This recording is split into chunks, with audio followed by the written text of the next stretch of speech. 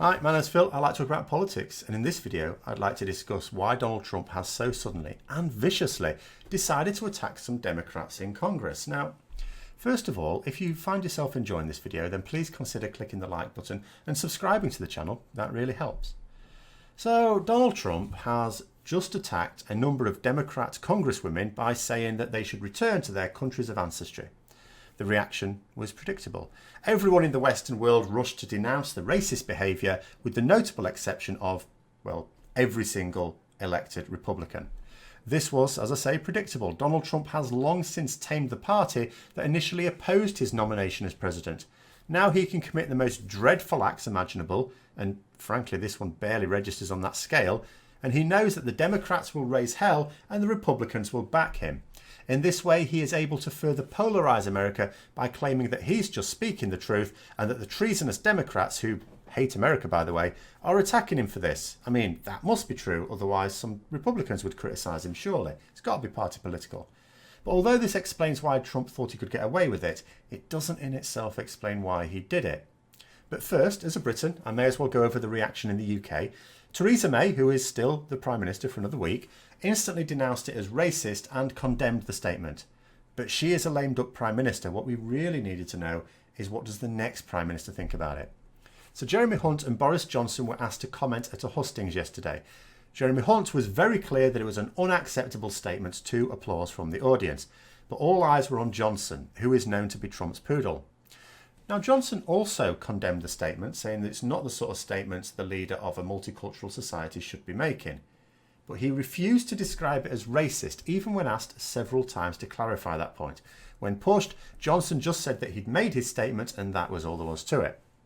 Now, disappointingly, Jeremy Hunt also refused to call it racist, but he was a little more open and honest as to why. He explained his reluctance to do so, being unwilling effectively to describe the statement as racist by the sitting US president when America are our closest allies, which is debatable, I have to say. So both men show that they have no intention of standing up to this sort of behaviour, and when it comes to the issue of an alliance with America, I think they're dead wrong. This isn't a case of an unfriendly nation attacking our ally, the United States, and us taking sides on that basis. Donald Trump attacked America itself. He attacked duly elected congresswomen of the United States, as well as the multicultural fabric of American society. To have labelled this statement as racist, if not the man himself, would not be an attack on America or even the office of president. It would be a defence of America, a defence of their democratic rights, of their multicultural heritage. And conversely, to refuse to stand up and call this statement for what it is to allow an attack on America to pass unremarked. But anyway, why did Trump do it? Simple. He needs a distraction. On Saturday, Jeffrey Epstein, the hugely influential financier, was arrested yet again for his connection in a massive sex trafficking case. The case is likely to be very explosive, with many well-to-do in society having links to Epstein. Even his innocent associates are likely to have to go through some tough times dissociating themselves from this mess. And there aren't many that would consider Donald Trump to be an innocent associate, a man famous for boasting of his many sexual assaults and even expressing a desire to have sex with his own daughter. Well, when a close associate of a sexual deviant is arrested on sex trafficking charges, there's going to be trouble, especially when that deviant is President of the United States. And in that sex trafficking charge relating to minors, that of course makes the story even more explosive. So how does Epstein link to Trump? Well, like so many people who Trump has had to turn on over the years, the Orange One claimed him as a close friend of many years and was a terrific guy.